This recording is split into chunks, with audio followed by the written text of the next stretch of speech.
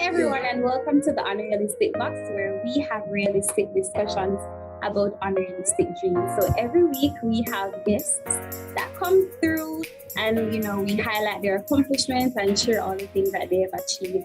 And today it's no exception. We have our dear friend, very close friend of mine and Laura's, Roger Williams. And Roger is a pilot, flight instructor, yes, and flight dispatcher. Yes. Yeah, so doing a lot of things. But hi and welcome. And for those of you who don't first I know, I am Kimberly. And I'm Laura Griffiths. And welcome, Roger. How are you? Well, I'm doing well, can't complain. I'm here and giving thanks. Yes, friend. All right. So yeah. We are just excited that we know that you're busy. So we're glad that you made the time. Yeah. Yes, right. As I said to you, it's a long time we've been trying to get this thing going, and it's my day off today. I was like, it's going to happen today. So yes. Thank you for being available. So for our listening audience, tell us a little about yourself. Yes. So as you know, I am Roger. Grew up in Jamaica and thing like that. I mean, I might not sound as Jamaican anymore, but still at heart. I grew up in Jamaica. Left Jamaica in 2007 and moved to the States. Commercial pilot, did my flight training here. Got my ratings. Got my bachelor's degree in aviation science from Pacific Union College in California. And, pretty involved, I love to travel. I enjoy interacting. I love laughing. I guess you all know that. But I just love to interact with people and get to know people and, share the same joy, the same passion I have. So, All right. So tell us something that no one knows about you. Nobody knows. Oh, boy. It's like, what does nobody know about me, though? It's like, everybody knows. Are you an open book? You're open right now? Yeah, of course. Yeah, absolutely. Understandable. All right.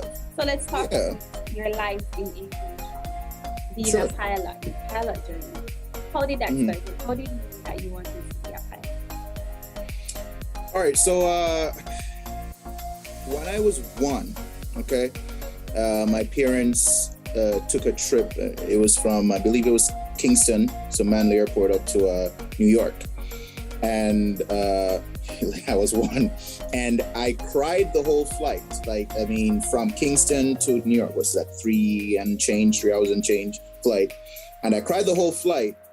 And it became so crazy that the flight attendants actually, they loved me to the point that they gave me these plastic wings, these American Airlines wings, and they put it on my little shirt. That's so, nice. We went up to New York and obviously spent a couple weeks there and came back. Mm-hmm. And then in 2000, I went to Canada, Toronto. I don't know, Laura, if you remember that.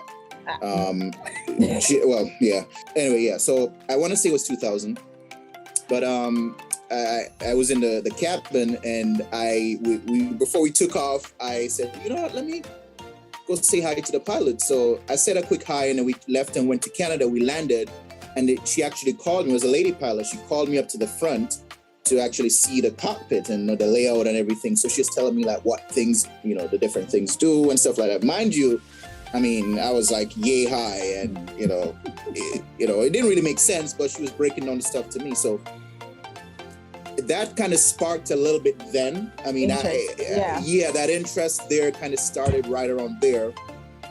But what I didn't know, my parents told me some time ago that when I was a baby, I would have my milk bottle in one hand and an airplane in the other. I'll be in the crib. Which is right. And so I guess it was like the handwriting on the wall kind of thing. This guy is destined to fly an airplane, So anyways, so that happened. We went to Canada, came back, and it was like, man, it's always in my head, like, man, that sounds like something I could do, So fast forward, obviously I was at Kingsway Prep and everything that time. And 2005, my pops went to St. Louis, Missouri, and I couldn't go at the time during the summer, so he gave me a gift, and that gift was to do introductory flight training at Tinston Penn down in Kingston. Oh, I never know you started here. So I actually got like an introductory ground school / flight intro thing at Tinston Penn. That was in 2005. So that time, I was in this class. I mean, mind you, I was just the smallest kid in the class, and I was amongst all these dudes who went to like Kingston College and JC and stuff like that. And then, went to the ground school, and that's where I learned a lot of the terminologies and stuff of things to pertaining to airplanes and what different parts and stuff like that. And then I was like, okay, all right, cool, So at the end of it, one of the things at the end of the program was to get what you know as an introductory flight. So you fly with an instructor there, but that was postponed because that same summer there was a hurricane. I think it was. There was a hurricane, so that got pushed like another 2 weeks. But anyway, I eventually got a flight, and my feet, I remember, I could barely reach the pedals. And just for your information, if you don't know, to steer the plane on the ground, use your feet. They're called rudder pedals. So you actually steer the plane. You turn it left and right on the ground with your feet. So I could barely reach it. I could barely see over the the dashboard. And I remember we flew over Spanish Town and did a couple turns and stuff. Came back in and landed, and we're taking all the pictures and stuff like that. So that happened during the summer of 2005. Now, fast forward 2007, we got called to come to the States. So I left Jamaica in about September, because I remember it was crazy how things happened, because I remember I was just getting involved in Kiwanis Club, and Key Club wanted to they were like getting me into Key Club and stuff, and they wanted me to represent them here in the States and stuff like that. It was that same summer. Yeah, that Key Club wanted me to do that, the Kiwanis Club. And then right as that time was when I got the call, we got to come to the States.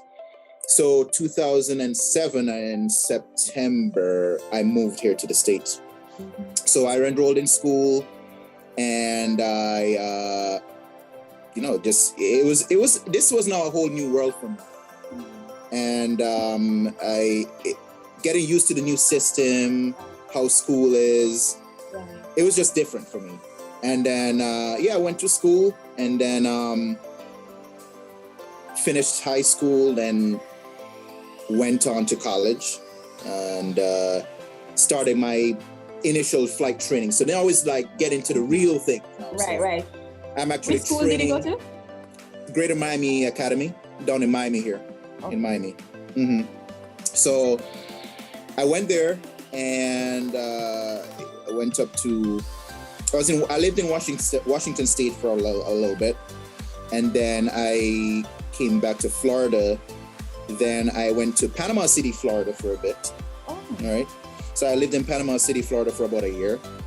And in California, that's where I did my full degree, where I did all my ratings and all my training and stuff. That's just an extension of the same college, or it was a different college?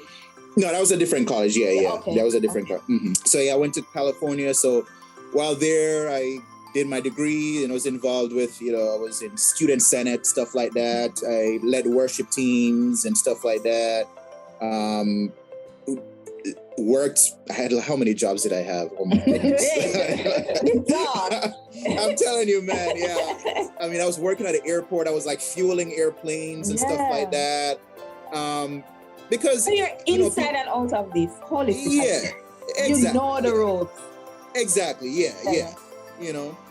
So it gave me the opportunity to expand my horizons, do other things. Because people just think like, oh, you just get up and turn a pilot, but like, how did you get there? It's not just get up and fly a plane. Like, I had to do things that I really probably didn't even want to do to get to what. So do you think you need to have a passion? Absolutely. To be a pilot? Absolutely. Yeah, absolutely. This is something you don't just roll out of bed and say, I want to fly a plane. You have to have a genuine desire. It's just with any career. I mean, nursing. I mean, here in the States, I've seen many people take on nursing just because it pays well. Right. Well, if it's paying well. Yeah. Exactly. Patient care is not the same. You get tired easily. You don't learn anything new. Exactly. I understand. yeah, so I tell people, if you're going into aviation, if you want to fly an airplane, you have to have a genuine desire. So anytime someone say, hey, I want to fly, I volunteer and tell them, hey, do you want me to do like an introductory flight? Do you want me to go up? Because you might go up and then you feel nausea and stuff like that. And, and you're like, this is not for me. Yeah. Motion sickness is a thing. So, people have different tastes. And if you go up and it's just not a thing for you, people say, all right, it's not my deal, which is nothing is wrong with that at all, But Roger, I remember in high school you listening to, what's it called? It's Kaylee? Cool, right? Cool 97. Cool 97. When they have You remember that? You remember that? Yes. You remember that? You remember that? Oh, man. Yeah. Listen to the plane landing, the departures and the arrivals, and I'm like, yo, this brother. Definitely. You brought up I can't believe you just said that. I didn't know you remember Definitely. that. Everybody. Yeah. Everybody remember. Yeah, because I remember Cool 97, it would tell you the arrival aircrafts and departing aircrafts at like 2 minutes to the hour. Yeah, right. 2 minutes to the hour it would tell you. And I would do that all. Oh, I can't believe you said that. I didn't know you remember that. It's been a long time coming, as you have said. Yeah, it's quite a journey, It's been quite a journey coming all the way up. And have you ever traversed through a hurricane? I've been through some bad weather, I must tell you that. Yeah, I have. And I tell people, that you always have to be aware of where you are. I've flown into weather where you're coming into land, we call instrument approaches, and we're coming into land and we can't see the runway until maybe 200 feet from the ground. And this is where, precision comes in. Like, you have to be on your game. There's no room for error. You have no second chances. And that's the type of career I'm in, where you have people in the back depending on you and you can't mess up, And it gives me a little, when the responsibility comes on me, it gives me a feeling like, hey, the profession, like, hey, you know what you're doing, be humble about it and execute it safely. So that's how I feel. But yeah, I've flown through some weather. We try to avoid thunderstorms. The rule, federal regulations, we have to stay at least 20 miles from thunderstorms. Stuff like that. But yeah, we do fly through inclement weather. Sunshine, rain, snow, you name it, we're flying through it. Yeah. And How do you manage your stress? Because it's a stressful job. Thinking about, I don't even know how many people can you carry in a plane. How little people, you have these lives in your hand and you're responsible. How do you deal with that? It is interesting. I'm glad you brought that up, because I have to learn how to separate personal stressors from the job. So, if I'm at home, I'll be the first person to say I'll never have a perfect day. Some days, some days things are just off. You're tired.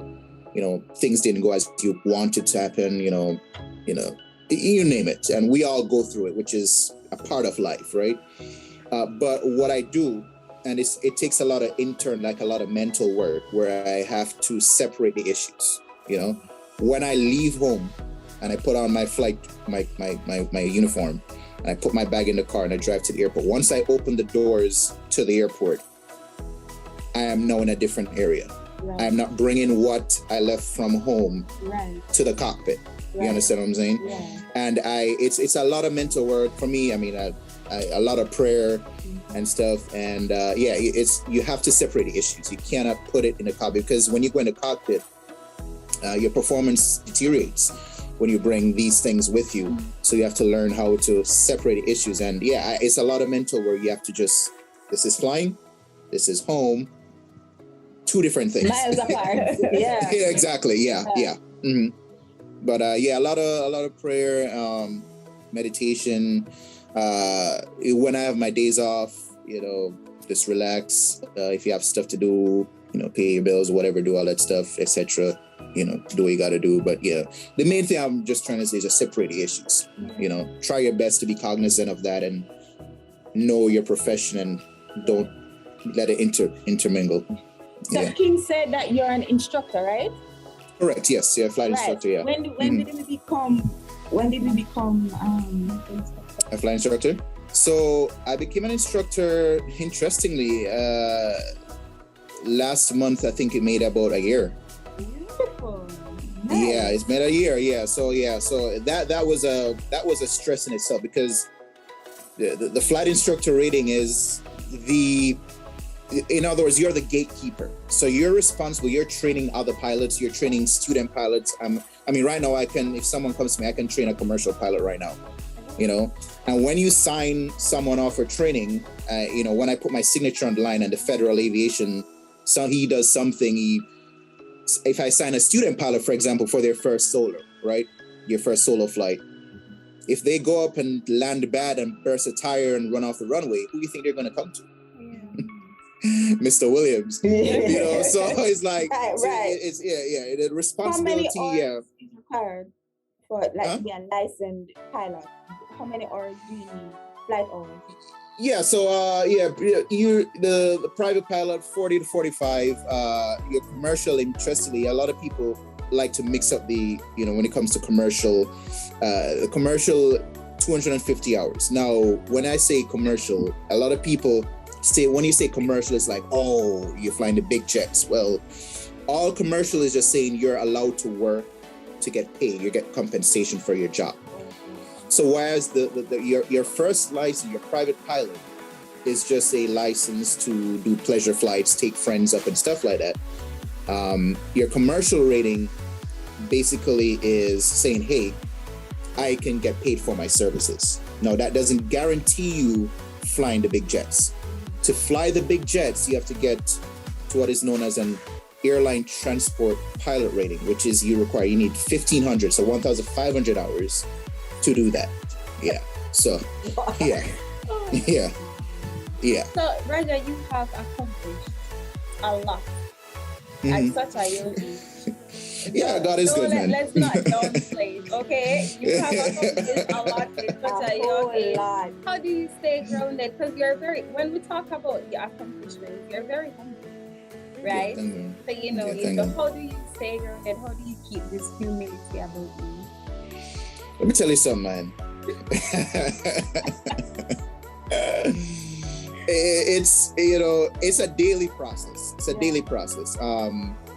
It's a daily, it's interesting. You interacting with people, it does a lot. You're able to bounce things off others. Every morning, just as I roll out of bed, say a word of prayer, listen to some Tasha Cobbs or something, and just, start the day right, and, go about your business, treat everybody with respect, it's a daily process, like step by step. But I always try to laugh.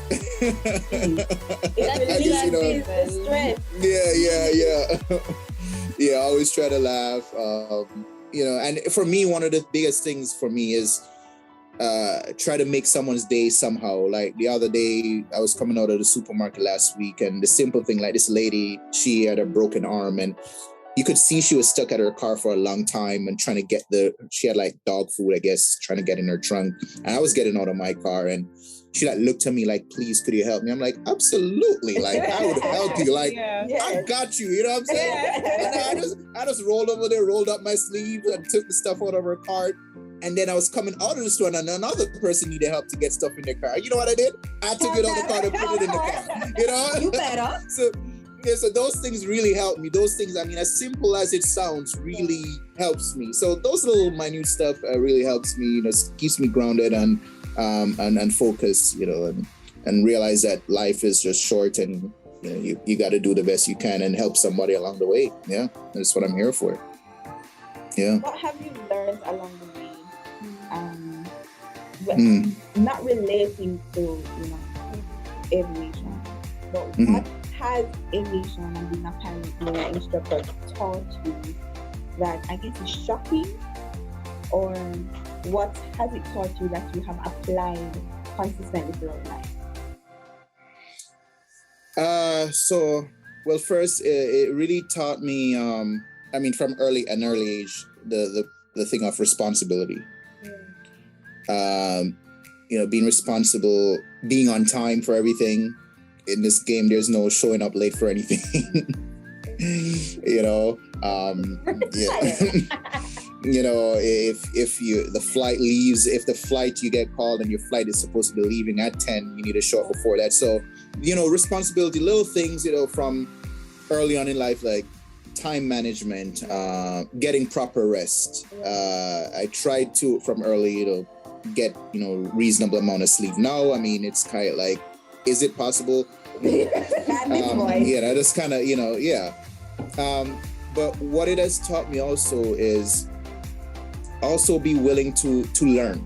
And even me still, I'm not one of those pilots that, feel like it knows it all. I don't, right? I'm the first to say that. I don't know everything about flying. I can say that, but it taught me, to be humble, learn from people who've been there before you. I learned to interact with other pilots who've gone the road before me. I mean, one of my good friends flew for Air Jamaica and stuff, and I learned a lot from her, and just the whole humility aspect, just showing up and doing what you're supposed to do, and yeah. How do you enhance your skill? How do you, perfect the craft that you already, have practiced so much? Well, it's interesting. People feel as if once they get their license and their pilot ratings and stuff, it's just, hey, I'm rated now. It's all good. Well, for me, I constantly, at least every week, I take up the book and just refresh and stuff. And that's very important, because for me, flying the jets now, we have to do what you call recurrency. So every 6 months, they put us on an airliner and send us up to a training center out of the state. And it's like a 4-day intensive where they put you to the test to make sure you remember what you were initially trained for, and you better pass. You know what I mean? So we have that. So we have constant recurrent training. So for me, in my personal time, I just take out the book, refresh and stuff, because things can slip. Yeah. And sometimes you're there and you're like, wait a second, but I wasn't too sure. And you have to go back and go back through the book and stuff like that. This manual, I have to know this from cover to cover, like everything in there. So is that required for each that you have to fly? So if you were supposed to switch to another one. Yeah. So if I was to switch to another plane, I would get another manual, and you better know your stuff. That's right. So this jet, I know I'm all over the place, but this jet, I just came back from training on this plane. Like, I know I told Kim maybe a month ago. And it was just like the most intense thing, because now I'm learning this. Yeah, it was a fire hose. Let's just say that. So what are the prerequisite skills that are needed to become a pilot?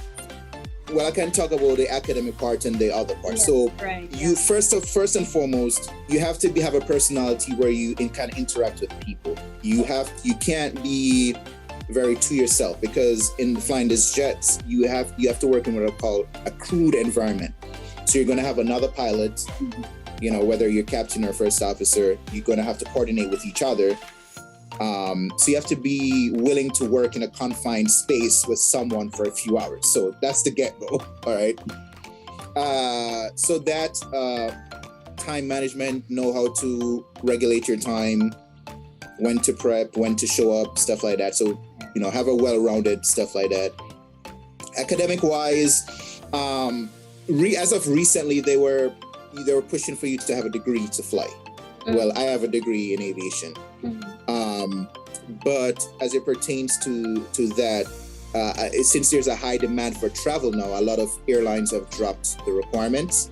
But I still recommend getting a degree. Now, your degree doesn't have to be in flying, and a lot of people get that misconception. It can be in anything. At least get a 4-year degree. I tell everybody to do that, because it's something to keep in your back pocket. God forbid you take ill and you can't fly anymore. Knock on wood, that doesn't happen. But you want something to back up on. Academic wise, good English. some basic math skills. You know, at least know some basic arithmetics. You know, you don't have to be the biggest math genius in the world, but you need to know at least some. You at least know how to, you know, are you at this altitude, how to get down at this time, stuff like that. You know, geography, some physics, definitely, physics as well. Yeah, so those should get you going at least, you know, to the, basic system knowledge is, you know, hydraulics, pneumatics, you know, all that stuff. Yeah.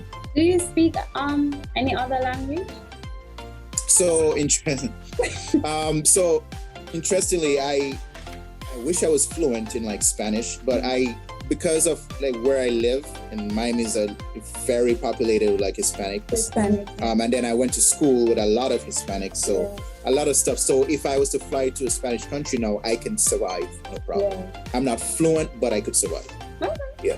Do you own a plane as yet?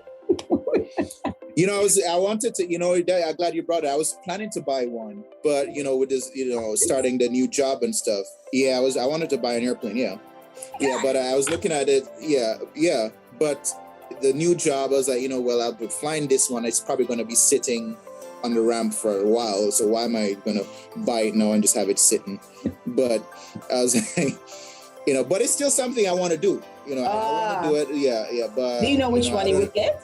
There are a couple planes, you know, there's this one called the Beechcraft. It's a Beechcraft Bonanza. It's a really nice plane. You know, it's a small plane, but you know, you can carry like 4 to 6 people. It's nice for short to medium hops and stuff like that. Okay. Yeah, but you know, the machine I'm flying now, it's nice. It's a jet. Nice. So, you know, I've seen it. Nice, you know? nice. Yeah. Nice business jet. So, is it possible to rent it when it's purchased, and it doesn't stay parked while you are doing your, you know, program? Yeah, correct. Yeah. So I was saying, a lot of people when they buy the airplane, they give it to like a flight school where they're actually able to have student pilots fly it and keep it up and stuff and whatever, while the owner is just responsible for the upkeeping and stuff, make sure the maintenance and stuff like and is done on the aircraft. But yeah, it can be rented out. They have it flying, and could you rent it to like Hollywood or like movies if they wanted to do movies in it and stuff like that? Or I mean, plane, yeah, exactly. Planes are planes. I mean, your plane have to be very special where they want to use it now. Right. Planes is like car, like a Honda Civic out there, a Benz or a Lexus or something on the road. But I mean, people. I mean, I might say. And people who have what they call warbirds. So warbirds are like antique old airplanes that's what's made in like the 40s or 30s, which are very rare and just a few left.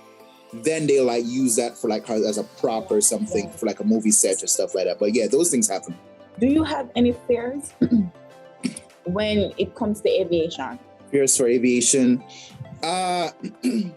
Fears for aviation. Not for the flying aspect per se, but one of my biggest fears, or the fears I had, the last fear I had was when COVID came in, and there was a big overturn of pilots. I mean, pilots were getting laid off left, right, and center. People just weren't flying. I mean, it's like the world just came to a standstill, and things just was not looking good for aviation. So, you know, aviation is like this, you know, highs and lows. And things change, and you never know what's going to happen. So that was one of the biggest things I feared. Is like what was the outlook for aviation? Would I be able to get that job that I really want and stuff like that? And but as you can see, things are bouncing back. I mean, the airports are packed now. Booming. It's booming. I mean, nobody foresaw this coming. People are the airport, and so quickly. I mean, airports are packed, airplanes. I mean, flights are getting canceled because they don't have the people, enough pilots to facilitate these flights. True. You know, I mean, you have gate agents, no gate agents. I mean, Pilots are getting overworked now because, they're doing turn and burns and stuff like that. So, it came back a lot quicker than a lot of people expected. So it's a good thing in a sense. But yeah, that was a big fear for me. As it pertains to the flying, I don't really have a fear because, it comes with the job. You're going to fly through a lot of weird stuff and you're going to have nice, clear days and you're going to have some nice days. Some days you're just going to have some emergency, something might break on the plane and you got to do an emergency landing or something or whatever. But that's what they train you for. Like you always have to be cognizant and be ready for anything, Yeah, so. Thank you for tuning in to another episode of the Unrealistic Box. Join us next week for part 2 of our conversation with Roger Williams. Stay connected with us on all social media platforms, Instagram, Twitter, and TikTok at Haloa Productions. Be kind, spread love, and remember, live your own dreams.